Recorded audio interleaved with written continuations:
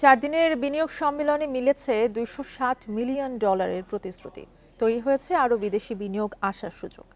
এজন্য টেকসই নীতি সহায়তা দিতে প্রস্তুত সরকার। বৃহস্পতিবার রাজধানীর হোটেল ইন্টারকন্টিনেন্টালে সম্মেলনের সমাপনী ব্রিফিংয়ে এসব কথা জানান বিডার বিজনেস ডেভেলপমেন্ট বিভাগের প্রধান নাহিয়ান রহমান।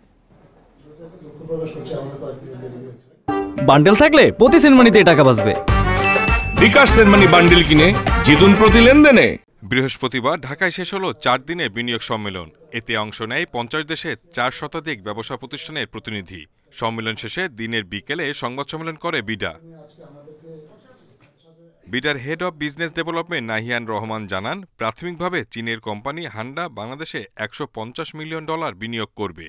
আর দেশীয় প্রতিষ্ঠান সপাপে এসেছে $110 মিলিয়ন বিনিয়োগ। আরও অনেকের সঙ্গে বিনিয়োগ পেতে আলোচনা চলছে। হান্ডার $150 মিলিয়ন, যেটা একেবারে এই আপনার সামিটেই সই হয়েছে।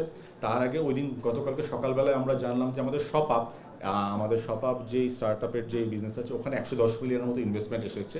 ওটা একেবারে আমাদের সামিটের থ্রুতে এসেছে। এটা মানে কোনো কিছুই আসলে একদিনে হয় না। তো এগুলো অনেক দিনের কাজের ফলে আসে আর কি। তো এই বড় দুইটা আমরা অলরেডি গতকালকে জেনেছি। সম্মেলনে নীতি ধারাবাহিকতার অভাব, দুর্নীতিসহ বিভিন্ন চ্যালেঞ্জের কথা তুলে ধরেন বিদেশি বিনিয়োগকারীরা।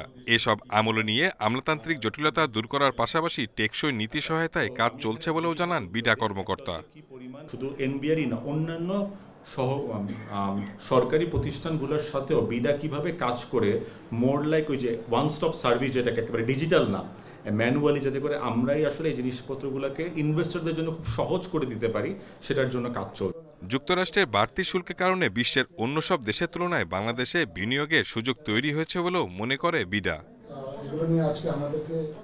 Shahid Ahmed, independent news, Dhaka.